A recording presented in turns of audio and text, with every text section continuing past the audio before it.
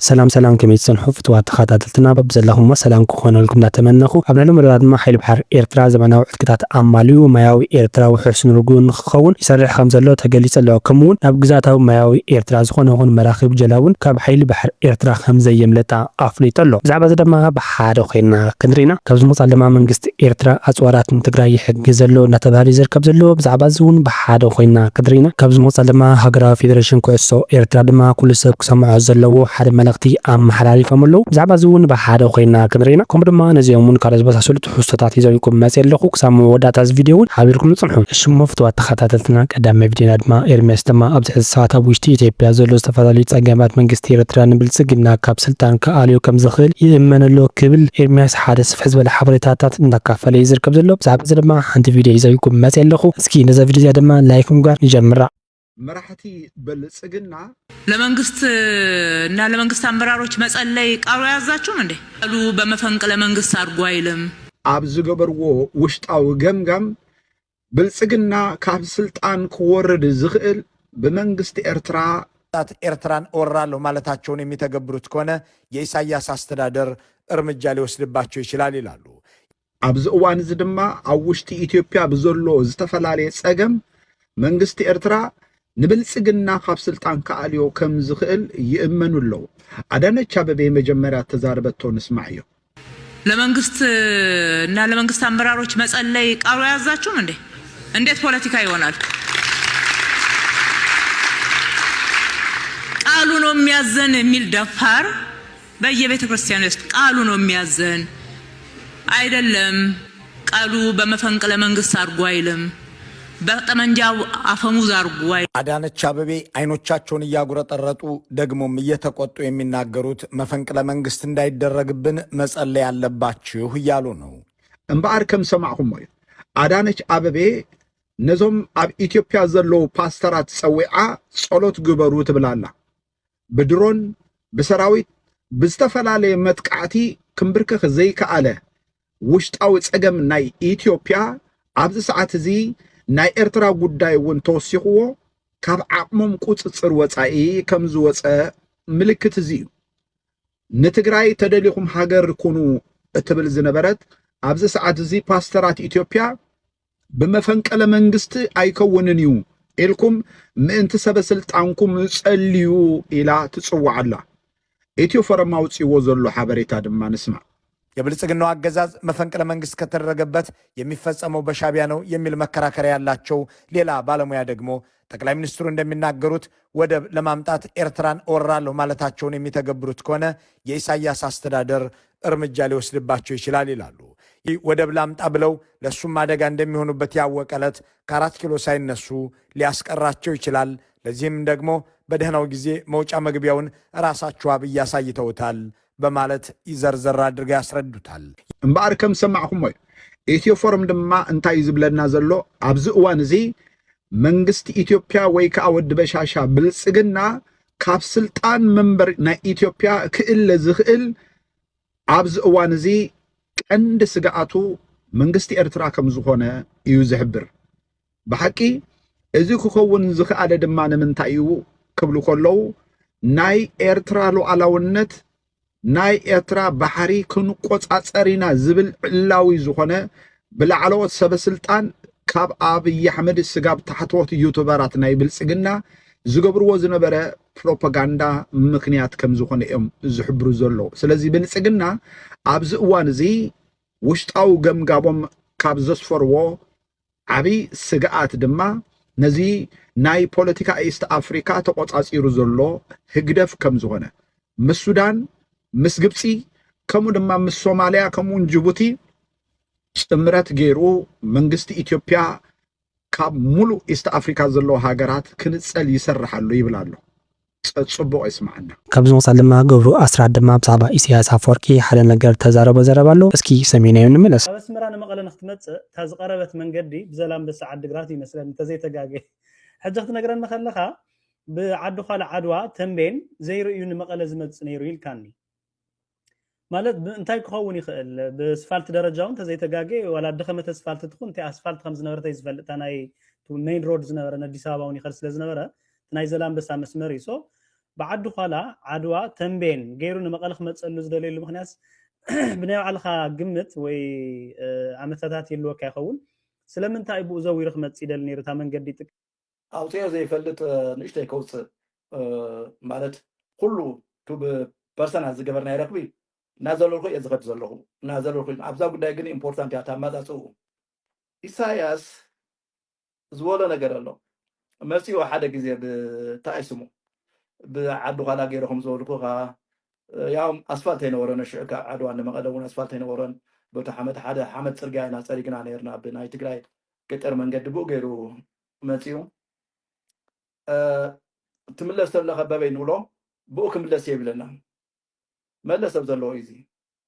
አይ ንምንታይ በዚ ደይቀርበካ ንኻሊ ዓድ ቦታውን ምን ትትሪ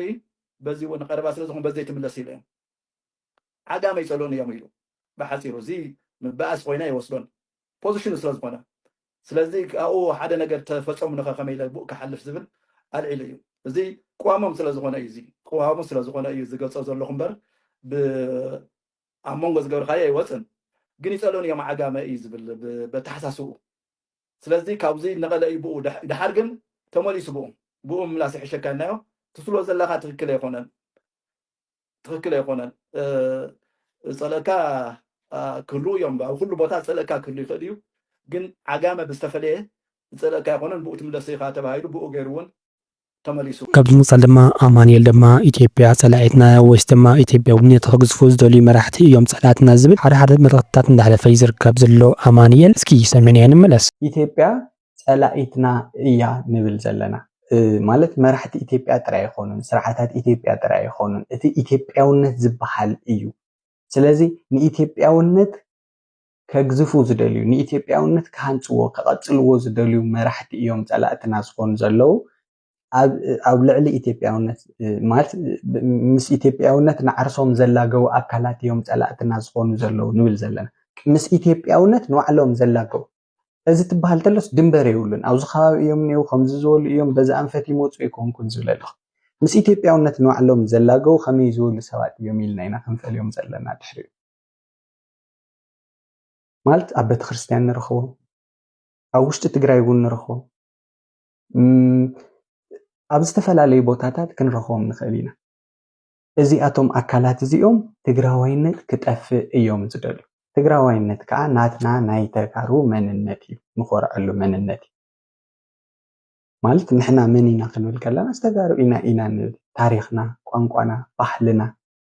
መለለይና እዩ ሓደ ሰብ ከዓ ብዘይ መንነት ክነብር ኣይኽእልን ብዘይ መንነት ክቐጽል ኣይኽእል እዚ እውን ኣካል እቲ ፕሮፓጋንዳኦም ገይሮም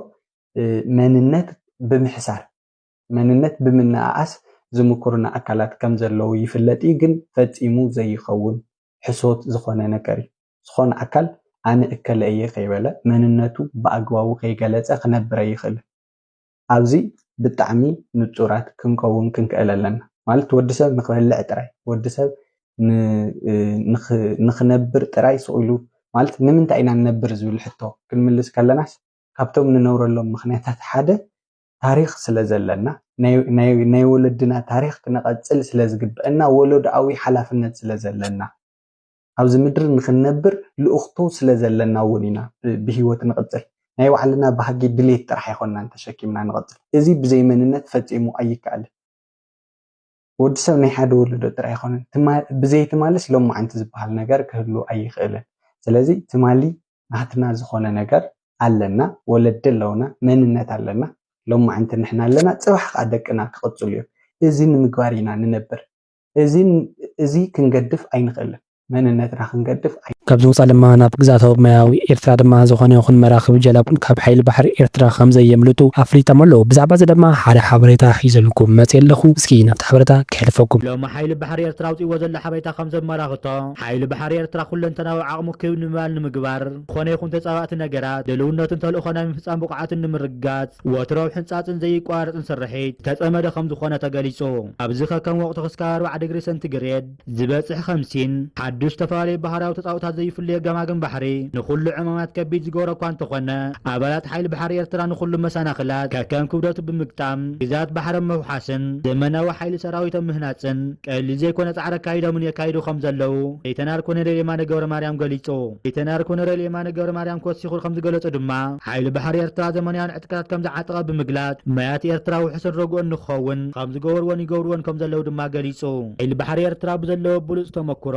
ናብ ግዛታዊ ማያት ኤርትራ ዝኣትው ዝኾነ ይኹን መራኺ ይኹኑ ጀላቡ ካብ ሓይሊ ባሕሪ ኤርትራ ከም ዘየምልጥ ድማ ገሊጹ። ካብ ምቕፃል ድማ ሃገራዊ ፌደሬሽን ኩዕሶ ኤርትራ ድማ ሓደ መልእኽቲ ኣመሓላሊፎም ኣለው። ብዛዕባ እዚ ድማ ሓደ ሓበሬታ ሒዞንኩም መፅ ኣለኹ። እስኪ ናብቲ ሓበሬታ ክሕልፈኩም። ኣብዛ ሎማዓንቲ ዕለት ሃገራዊ ፌደሬሽን ኩዕሶ እግሪ ኤርትራ ሓደ መልእኽቲ ኣመሓላሊፎም ኣለው። እዚ ድማ ኩሉ ሰብ ክፈልጥ ይግባእ ማለት እዩ። ሃገራዊ ጋንታ ኤርትራ ድሕሪ ናይ ነዊሕ ዓመት ናብ ኩዕሶ እግሪ ናብ ኢንተርናሽናል ፀወታታት ድሕሪ ምምላሳ ኣብዚ ሰሙን እዚ ክልተ ፀወታታት ኣካይዶም ነይሮም ምስ ኢስዋቲኒ ክልተ እግሪ ኣብኡ ድማ ተዓዊቶም 4-1 ክወፁን ከለዉ መጻረይ ዋንጫ ኣፍሪካ ሓሊፎም ከም ዘለዉ ይፍለጥ ማለት እዩ። ነዛ ተሓሒዙ ግን ጎፋውንድሚ ኣብዚ ማሕበራዊ መራኸቢታት ተኸፊቱ ብዝተፈላለዩ ሰባት ይዝርጋሕ ከም ዘሎን ሓገዝ ንሃገራዊት ጋንታ ኤርትራ ተባሂሉን ንውልቀ ሰባት ተባሂሉን ይዝርጋሕ ከም ዘሎን ኣፍሊጦም እዚ ድማ ዘይሕጋዊ ምዃኑ ዝኾነ ይኹን ምትእስሳር ምስ ሃገራዊ ፌደሬሽን ኩዕሶ እግሪ ኤርትራን ምስ ተጻወትቲ ናይ ሃገራዊት ጋንታ ኤርትራን ከም ዘይብሉ ሓቢሮም ኣለው። ስለዚ ዝኾነ ይኹን ካምፔን ሃገራዊት ጋንታ ኩዕሶ እግሪ ኤርትራ ተባሂሉ ዝተዳለወን ተረኺብኩም ሕጋዊ ከም ዘይኮነ ዝኾነ ይኹን ኣፍሊጦ ብሃገራዊ ኮሚሽን ኩዕሶ እግሪ ኤርትራ ከም ዘይብሉን ወሲኾም ገሊፆም ኣለው። ካብ ምቕፃል ድማ መንግስቲ ኤርትራ ድማ ኣፅዋር ንትግራይ ይሕግዝ ዘሎ እናተባህለ ይዝርከብ ዘሎ። ብዛዕባ እዚ ድማ ሓደ ሓበሬታ ሒዘልኩም መፅ ኣለኹ።